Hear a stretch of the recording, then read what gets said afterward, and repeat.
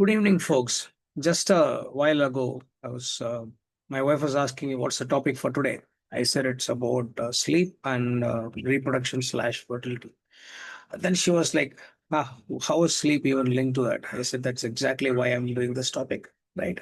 So the reason I'm going to talk about sleep and fertility, or let's say sleep and the importance of sleep and reproduction, is because people don't seem to be aware of it. It's not that I was aware of it some years ago. Of course, I read a little bit and even saw the benefits of having good sleep in my life, that I thought this should be discussed more often. Right. Of course, the father of sleep, Matt Walker, discusses this in greater detail. You will find his TED Talk or multiple other discussions of him on YouTube. But that being said, I will do my bit to transmit this information so that it reaches more and more people effectively, so that you can have a more fulfilling life full of virality and more fertility and happy reproduction. As such, world's population is declining. Fertility rates are also lower across the world. Even in India, we are just going below the TFR of 2.1, which is not a good sign. But anyway, today's topic, I'm going to touch about sleep and reproduction in both sexes. At a high level, I cannot go too much into detail because that's all I am much aware. I am also aware of right. So anyway, most of us think that sleep is just about resting and stuff. Sleep is a superpower, it's a miracle, right? And there are numerous things that happen during sleep, which we can discuss in greater detail. But for today's topic, I'll just discuss about how sleep impacts your hormones, essentially the hormones that are important for reproduction in both genders, right? Think of sleep as your body's nightly reproductive reset.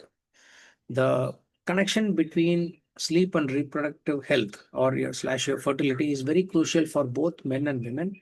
And honestly, this is not something most people are unfortunately aware of, right? Because it's not probably taught, and we don't really give too much importance to sleep. Today's world is more about how active you are throughout the day, how much more you work, 14 hours to 16 hours a day. And sleep is given much less importance than what it actually deserves, right? That's exactly the problem. Now, what if I tell you that for both men and women, hormones, your fertility, libido, sexual health, your desire for intimacy, even mood, depend directly on the quality of your sleep, right? No, this is serious. If you don't have a good sleep, most of these things will have much less effect on your reproductive ability, right? Now, before going a little deeper into that, I'll discuss about some key parts of the brain which are responsible, because this is also very important for you to understand. Now, there is a part in the brain called hypothalamus, just above the brain stem and deep into the brain. It's kind of shaped like an almond above the brain stem. Now, this basically acts as your let's say body's coordinating center, or kind of a thermostat, right? It's the main link between your nervous system and the endocrine system, or the reproductive system also. Now, what are its key roles? Let's take a look. The homeostasis manager. Now, hypothalamus primary function is to maintain homeostasis, the stable, balanced internal state of your body, right? So, which means if you're in your autonomous system, if your sympathetic system is highly activated, the parasympathetic system comes back and gets you to homeostasis, right?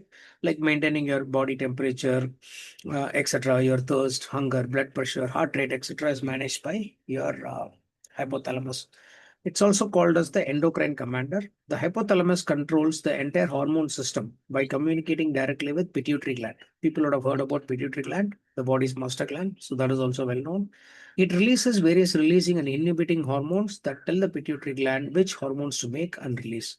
And it is very crucial for fertility. The hypothalamus releases GnRH, or gonadotropin-releasing hormone, which is the very first signal in HPG axis. So when they say HPG axis, I'll mention it a few more times. It is hypothalamic, pituitary, and gonadal axis, which is the crucial part in your reproductive process in both genders, male and female. Third is biological clock. The hypothalamus houses the suprachiasmatic nucleus, or it's called SCN, which is the focus of our podcast, right? It is called as the master clock. the master biological clock that dictates your circadian rhythm, the 24-hour sleep and wake up cycle, light sensitivity and sleep and fertility, etc. Okay, the hypothalamus is a manager that keeps all body's essential systems, including the reproductive factory, running on correct schedule, right? Which is why it's very important. From a quick diagrammatic perspective, I'll just show it and then we'll go back to the discussions. So this is how it is going to look. As you can see, the spellings are wrong because of how A generates this image, the hypothalamus. Then you have hypothalamus is here. You have this circadian rhythm based on light and dark inputs from the eyes that or sensors that goes into the brain. Then you have the LH and FSH, and here LH goes towards LH and FSH both are required for both the genders. In one case, in females, it goes towards the ovaries, and in case of men, it is towards the testes. So stress and poor sleep, of course, generates cortisol, which kind of inhibits your reproductive process too. But this is at a high level. Then now let's get back into the theory. Now, I mentioned about the HPG axis. This is the reproductive command center of your body, right? Now, it's a hormonal chain of command that regulates the entire reproductive system in both men and women. It has three organs: hypothalamus, which is the brain's commander. We just discussed about it. The second one is the messenger. Now, the signal is generated, somebody is commanding. Now, somebody needs to carry that command. That's your pituitary gland, stimulated by GnRH, which is the gonadotropin-releasing hormone. The pituitary gland releases two crucial hormones: luteinizing hormone, aka LH, follicle-stimulating hormone, aka FSH. Right now, these are getting this then flows towards the producers, that is the gonads. Now, these are ovaries in women and testes in men. Stimulated by the LH and the FSH, they produce the sex hormones. In women, it is estrogen and progesterone, and in men, it is the testosterone, and they are responsible for the gametes as well. That is the eggs or the sperm, depending on which sex you belong to. That's about it. Now this one is very, very critical, right? Now, in hypothalamus, you have something called as the suprachiasmatic nucleus, a cluster of nerves located in the hypothalamus itself. The SCN is the body's internal timekeeper, which means the body has an internal clock. Everybody knows it, biological clock, internal clock. It is the internal timekeeper regulated by light and darkness or your sleep-wake schedule. The SCN generates timed signals that help control pulsatile release of GnRH. That is why reproductive events, from the monthly LH surge in women to the daily peak in testosterone in men, are time dependent. We'll discuss it when we discuss men. Okay, so this is very important. And what does then disruption in the sleep cause? When sleep is chronically disrupted, like let's say due to insomnia or poor sleep habits, or let's say you're doing a night shift work, etc., the signal from your SCN, the part which is there in the hypothalamus, is kindly severely compromised, which means the precise timing and frequency of GnRH pulses can be thrown off, which is a major problem for fertility. As the pituitary requires the specific pulsatile rhythm to function properly, which is getting affected due to your bad sleep patterns. Sleep deprivation also activates the stress axis, which is your hypothalamic pituitary adrenal axis. So just like your HPG axis, you also have HPA axis, which increases the cortisol in the system, and then of course activates your stress hormones and your stress response. When your stress is high in the body, reproduction, digestion, etc., as I've told before, takes much lower priority. That's about it, because the body's primary function is to keep you alive first. Then it comes to reproduction. Cool. Now, a little bit about FSH and LH. Contrary to people's common misunderstanding, both are required for both men and women. They have different roles to play depending on the gender. So I'll just quickly cover that also. FSH, primary function in women / ovaries, stimulates the follicles in the ovaries to grow and mature the egg. It also promotes estrogen production. Primary function in men, stimulates the Sertoli cells in the testes, which are essential support cells for development and maturation of sperm. That is spermatogenesis, right? LH, what does luteinizing hormone do? Triggers the LH surge, which causes ovulation, the release of the mature egg in women. It then stimulates the corpus luteum to produce progesterone. Cool.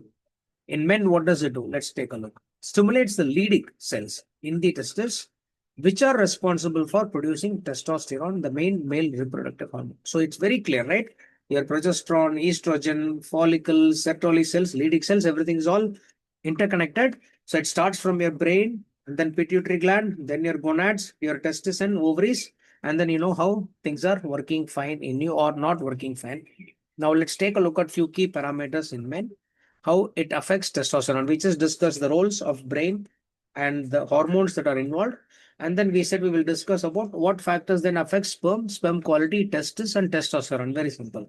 Similarly, when we go to women, we'll discuss a little bit about menstrual cycle, eggs, and stuff. Then it covers the impact of lack of sleep impact on women's health as well, reproductive health. Cool. So in terms of men, what you have to understand is testosterone production. Now, most of the testosterone levels are the right, let's say the highest, right? When you typically wake up at around whatever time you wake up, typically between 4 to 6 or your uh, fourth or fifth REM sleep cycle is when your testosterone production is at the highest. If you sleep less, that is, let's say if you sleep 5 hours, 6 hours, 4.5 hours, right? Then this you're not giving your body to produce enough testosterone, which means people are generally saying that if you sleep less than 6 hours, ideally you will be at about 15 to 20% less testosterone than the person who sleeps 8 hours. That is, various research has shown that very clearly. And in fact, Matt Walker says in one of the podcasts that your testosterone production is about 10 to 15 years that of an older man, right? That is how poor it becomes if you sleep less than 7, 8 hours per day. Now, this is on testosterone production. Let's also look at sperm quality. Poor sleep can lead to decreased sperm concentration count and poor sperm motility. Now, everyone understands that not just the sperm count matters, that also the motility of the sperm. Because if the sperm doesn't swim, then it has very less chance of going fertilizing the egg, right? It's a pretty complicated swimming process. Now, lack of sleep is affecting both the concentration, that is your count. Of course, it also affects the volume, which we will also discuss.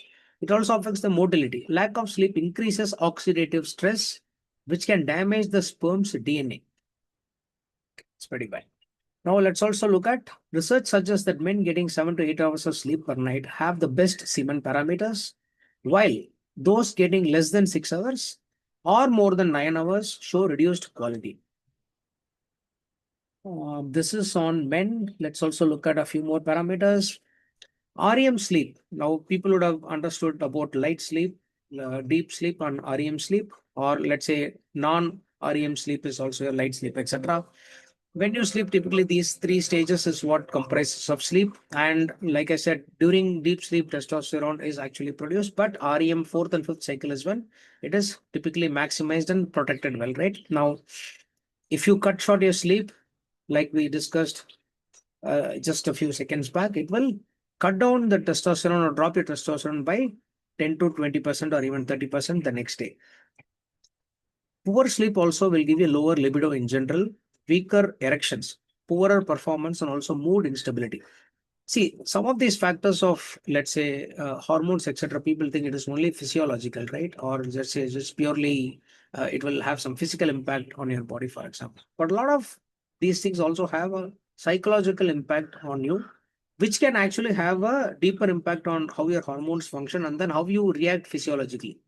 It is possible that some of your body parameters may be fine, but if you're not in the right mood, you will not feel like having good sex or you will not get good erections. How many people have felt that, right? When you're not in the right mood, you will not get good erections, for example, even though your body testosterone may be fine, right? So these are things that you have to keep in mind. So it's not just the tangibles that can be measured, it's also the intangibles. That is what I want you to carry from this message. Sperm production typically also, this is something that I also learned pretty recently. It apparently testis size also reflects the sperm production capacity or the sperm factory capacity, right? So basically, we discussed about Sertoli cells a while back when I said the FSH, LH triggers the Sertoli cells to produce the sperms, spermatogenesis. So if your testicle, it's been shown that people who sleep poorly, their testis size also reduces, which means you are producing less sperms. Very simple, right? Which means you have slightly lesser chance of reproducing successfully also. Generally, they say larger testis means higher sperm count and better semen quality, right? So this is something that you should keep in mind. Go and check if your testis size is okay. Okay, now some of the conditions that also shrink testicles is something that you should know. Stress, alcohol, obesity, etc. And these are some parameters that will, smoking, of course, I also think smoking also impacts. These are some things, conditions that will shrink your testicles, also reduce your testosterone and fertility. So keep this in mind. If you're doing it, try and reduce it. Cool. We discussed about male fertility, reproduction, FSH, LH impact on sperm, amount of sperm that is produced, size of the testis, and also how much of testosterone is produced, at what stage it is produced in the early mornings when you have your fourth and fifth REM cycles. I'll go a little deeper into that. REM peaks are typically short, right? 5 to 10-minute cycles in the early part of your sleep. So let's say if you split your sleep into two parts, your first 3-4 hours, let's say the second 3 and 4 hours. If you see, you wear an Apple Watch or any watch that tracks your sleep, you will find typically you will have 4 to 5 REM sleeps. That is what is standard. Now, the first few REM cycles are generally short, 5 minutes, 10 minutes, 15 minutes. The rise in testosterone actually happens here, kind of peaking a little bit around this time. And what is the impact of testosterone? The levels are steadily rising, but the production rate is not maximized, right? Because it is yet to happen, the maximized production. In the late cycles, when you go through your third, let's say the second part of 3-4 hour cycle that I spoke about, the second part of the sleep, REM periods typically you will find it much longer, 45 minutes, 1 hour, 1 hour, 15 minutes, etc. The last two REM cycles typically you will see it's pretty longer, and this is when you will also have vivid dreaming as well. Now, this is the time in which your testosterone production is at its peak. The body is actually spending the most continuous time in the hormonal factory setting right before waking up. Now, you would have actually, people typically in India call it Brahma Muhurta, etc. Now, I remember Dr. Nana Reddy, a very famous sexologist in Chennai, whom I have visited way back, right? He mentioned once that, all the movies and everybody shows people having sex or physical relationship in the night. He's saying it is actually a bad time if you really want to reproduce and have a baby. He says the ideal time to have sex for couples is actually in the early mornings, between 5:30, 6:30. Early morning, you wake up, then that is when you should get into this lovemaking act, which maximizes the chance of you becoming a parent. That is ultimately the purpose of reproduction, apart from pleasure angle, which only humans get involved in typically, right? Cool. Now, for people who sleep much lesser than 7 hours or let's say 6 hours, you're cutting off your REM sleep.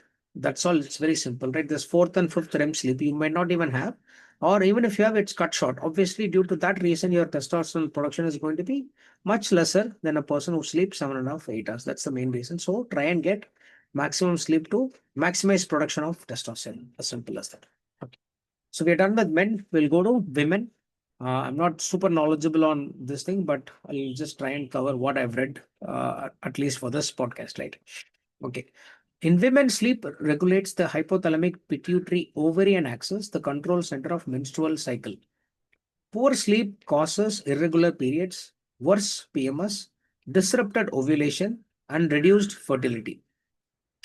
Melatonin protects egg quality, so inadequate sleep affects the egg quality and egg health. That's what they say. Another interesting fact is pregnancy requires strong sleep. Low sleep increases risks of gestational diabetes, preeclampsia, early labor, and postpartum depression. Sleep also regulates libido and lubrication through estrogen and mood pathways. I think this part is at least quite clear, right? Sleep can affect your libido and lubrication through estrogen, and mood pathways. Research indicates that for every extra hour of sleep a woman gets, her chances of engaging in partnered sexual activity the next day increases by a significant percentage. One study suggested a 14% increase. This emphasizes that quality sleep directly fuels desire. Now, this is what I also spoke about some time back about tangible and the intangible. Yes, you can measure all kinds of hormones, numbers, etc. But this, how do you measure somebody's desire, for example, right? Now, somebody is saying there's a 14%, 15% increased desire in a woman if she has slept well the previous night. she has more desire to have sex the next day. And all of us know that a woman's desire is generally, first of all, very low in terms of having sex. On top of it, she sleeps poorly, then your chances are almost zero, right? You might as well just keep asking and then sleeping. That is what will happen. So if you want to have better sex, make sure your wife or girlfriend sleeps well the previous night. Studies have also linked longer sleep duration with greater ease of genital arousal. Lack of sleep can be associated with reduced vaginal lubrication and overall arousal. So obviously, if they sleep less, even the lubrication seems to be pretty poor, which obviously can lead to very uncomfortable or painful sex. Nobody likes it. And obviously, when something is painful, the brain will not prioritize it and you will not enjoy or even try doing it again. Okay, cool. Now, we want to discuss a little bit about a little more on the women fertility angle and sleep. Let's discuss this aspect of hormonal rhythm or circadian rhythm. Disrupted sleep can throw off the pulsated release of GnRH. Obviously, we read about hypothalamus and GnRH, the pulsating release of it, which controls the release of FSH and the LH, potentially leading to irregular or absent ovulation. Second parameter that affects is ovulation quality. Lack of sleep can elevate cortisol, which can interfere with estrogen and progesterone. Obviously, we just learned that it produces estrogen and progesterone. Now, lack of sleep can elevate cortisol, which can interfere with production of estrogen and progesterone production, potentially affecting the quality of the egg and uteral lining, which they call it as endometrium. Okay, there's something about IVF, which we will skip. We don't have to worry too much. And the last point is on menstrual cycle. A regular sleep schedule supports a regular menstrual cycle, which is the foundational clock for fertility. So this is on women's reproduction and linkage to sleep. Now we'll also discuss a few pointers which are shared in both the sexes. REM sleep essential for emotional regulation, intimacy, patience, connection, and desire. Right? Some of these things, as I said, are intangibles. You probably cannot be measuring it, but REM sleep seems to be very crucial for intimacy, patience, connection, and desire. Deep sleep is physical repair. REM sleep is mental and hormonal regulation. Right? When sleep breaks, reproductive hormones fall out of sync. Testosterone, estrogen, progesterone, LH, FSH, cortisol, prolactin all misfire. You don't want that to happen. Even 1 week of consistent sleep improves libido, cycle regularity, testosterone rhythm, sperm quality, and emotional closeness. Okay, this is also pretty straightforward. Now, it's very clearly established for both men, women, and then some common parameters have clearly enunciated that good sleep, when I say good sleep, quality and quantity is very crucial for you to have a good reproductive life, right? And fertility. Now, you're unlikely to have a better reproductive ability and even good mood, right? If you don't have a good sleep. So don't deprioritize sleep with the chances that this thing can be adjusted much later. Don't I mean give it the due importance that it deserves. That's what I'm trying to say. Now we've discussed all the issues due to lack of sleep or bad sleep. Now, what are some takeaways and what are some tips that you can do, men and women can do to improve your sleep hygiene, right? So let's quickly go through that, and then with that, there's a wrap. Fixed schedule. This seems to be the golden rule, and I've read this everywhere that consistent bedtime and wake time, not just on the weekdays, including weekends, right? Seems to be the golden rule for you to have a great sleep schedule, right? Which means Monday through Sunday, make sure the timing, whether it's 10 to 6, 10 to 5, 9:30 to 5:30, whatever your time you're giving for 7 hours or 7 hours, make sure plus or minus 10, 15 minutes here and there, but stick to the schedule. Number two, morning light exposure. You would have actually heard Andrew Huberman talk about this quite a lot, and he's right. You remember the hypothalamus, the light sensitivity, etc. So basically, this morning light exposure is kind of signaling to your SEN, that supra, that thing that we learned about, to your hypothalamus that the day has started. Which is why people say when you wake up, you know, brush your teeth, etc. Just quickly go outside and show yourself to the sky. Even if there is no sun, that is okay. This is a kind of an indication to your brain that hey, my morning has started. Set your clock right to tell that the natural light is available now and that it is a day. That is how the clock is getting set. It kind of helps anchor your internal clock and ensure strong melatonin release later in the evening, right? Okay, and the point number three, powering down before you go to sleep. This is also very crucial. Up to 45 minutes or 60 minutes before sleep, make sure you're screen free in terms of activities. You can do gentle reading, stretching, meditation, etc. Spend time with your spouse or children, hug and have some fun. Just make sure you're preparing your body for rest and sleep. That is exactly what the power down or a cool down eventually means. Optimizing your room, point aspect number two, optimizing the environment in which you sleep, right? Obviously, if you're in a very hot room, you can't sleep. Generally, for you to sleep, your body needs to cool down by about 2 to 2 Celsius from the normal temperature that it is in, which means you leave a window open or a curtains open, etc. Make sure there's enough cool air coming into your room. And typically, the recommended temperature people say is about 18 degrees Celsius or 65 degrees Fahrenheit. Roughly, this kind of a slight drop in temperature is what is required for you to have a good sleep.